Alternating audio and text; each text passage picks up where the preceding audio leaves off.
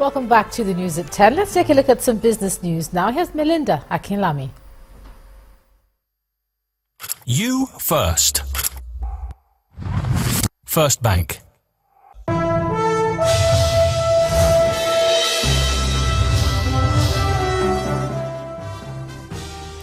Welcome to Business News. Shareholders of Afriland Properties have lauded board members and the management of the company for a well-managed 2015 calendar. The commendations were given at its annual general meeting where investors approved a proposed dividend of 40 kobo per share.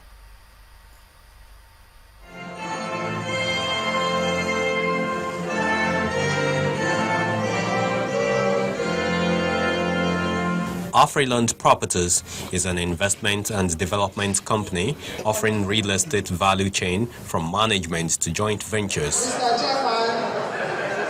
The company's activities in the 2015 calendar year turned over an operating profit of 2.33 billion naira with a proposed dividend of 40 kobo.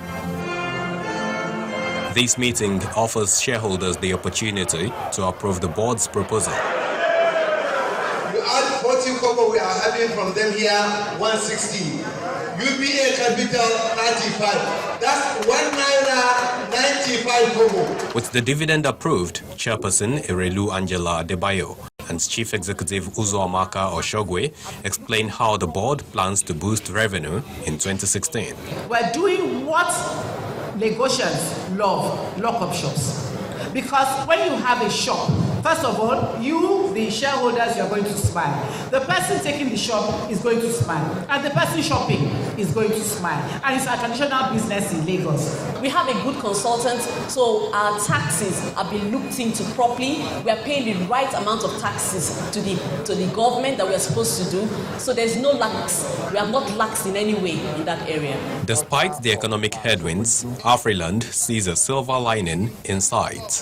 We're trying to keep up with our heritage projects. We have so many of them. We want to renovate them, put them back on the market. We want to have new developments. We want to have low-cost house. We want to touch people and not just projects. In every challenge, there are opportunities. You need to look at collaborations. You can even collaborate with your competitor. We are happy that we are getting 40 kobo dividend, and we shareholders, we are very happy, and we hope that come next year we are going to get more than 40 kobo. But there's such a word in paying dividend in difficult times, in difficult terrain. I think the sky is going to be their limit. All these community Afriland's 2.33 billion naira operating income was generated from revaluation gains on investment properties. About 500 million naira of these is expected to be paid in dividends to shareholders. A summit aimed at repositioning Enugu State has been organized by the government in collaboration with the private sector at the Michael Okpara Square. For the Enugu State government, the summit is a wake-up call for partnerships that will grow the economy. These are investors from about 10 private establishments in Enugu State. They are all here on the invitation of the state government to rub minds on their interest so as to foster inclusive economic growth and sustainable development. This summit indeed offers an opportunity for investors from all over the world to come to Enugu State and observe the potentials that we canvass in very clear details. We believe that with unimpeachable evidence and verifiable data, we can provoke a reordering of investment priorities and preferences of financial institutions and business organizations around the world, all in favor of Enugu State, in the light of the tremendous benefit that is bound to accrue therefrom. The speakers are unanimous that Nigeria cannot continue to rely on crude oil proceeds as its economic mainstay. Some of their suggestions are to return to agriculture and improving on the internally generated revenue. Nigeria has lots of potential, but you cannot eat potential. And this is why I think we need to, and I agree totally with the two previous speakers, we need to move beyond talking about potential to investing in that potential. Leadership is understanding your state's comparative advantage. It's understanding the issue of security, first and foremost. It's understanding that you need to create an enabling environment for businesses to take place. You need to create wealth. You need to create employment for your youths. If the recommendations from this summit are well taken, the business climate in the state may become more vibrant, such that the economic environment in the state will gain more attention. The bears maintained their grip on the equities for a third consecutive session in the week. For the rest of the details, here's Visi Adebayo.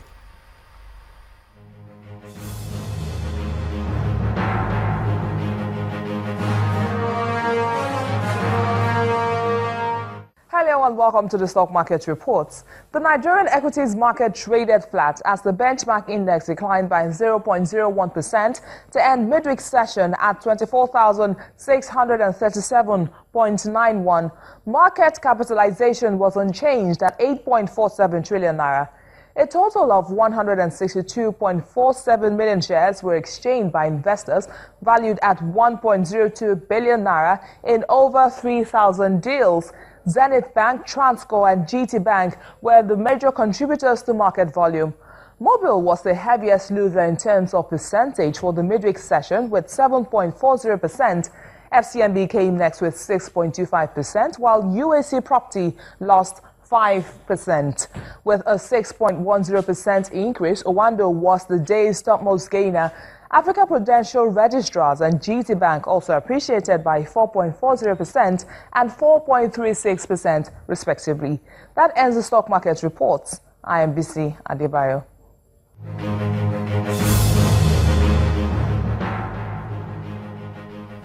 Many thanks, Bisi. Now, major stock markets across the globe, save for Nigeria and Ghana, ended Wednesday's session in the green zone. Now, let's quickly take a look at those closing numbers.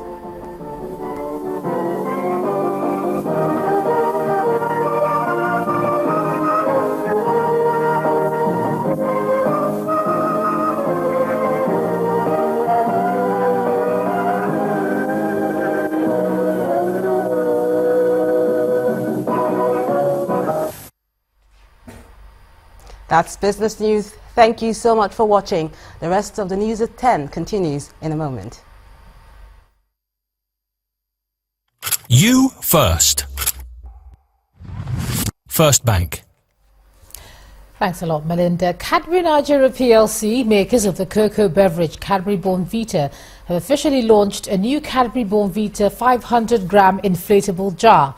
At the event, which was attended by the wife of the Lagos State Governor, Mrs. Bolanle Ambode, among other dignitaries, the company's managing director, Mr. Roy Naman, says the new addition is in response to the need to ensure consumer satisfaction at all times. The First Lady of Lagos State. It's a historic day for Cadbury Nigeria PLC. Customers, dealers, representatives from regulatory agencies and the Nutrition Society of Nigeria joined the company for the unveiling of the new Cadbury 500-gram jar.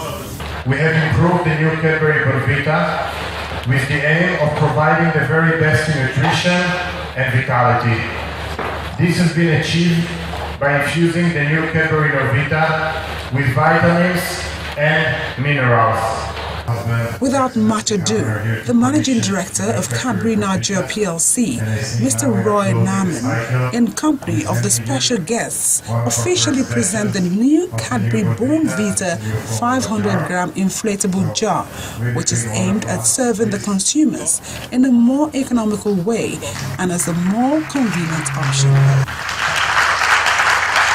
We are happy to re-embrace the legendary Vita. I wish to restate, therefore, that Cadbury's Vita and all others on the product line, Tom Tom, Treble, Buttermeat, and Cadbury's hot chocolate, have fondly consumed by Nigerians, young and old.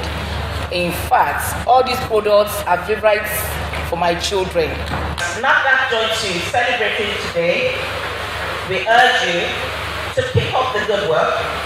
For Cadbury Nigeria, it's also about providing the very best in taste with the addition of extra cocoa and milk to make Cadbury Vita more chocolatey and creamy in line with consumer preferences. We always listen to our consumer and hear them, so we had a lot of research done pan-Nigeria in order to understand what our consumers are looking for and give the best answer for that in our newly relaunched Bonvita.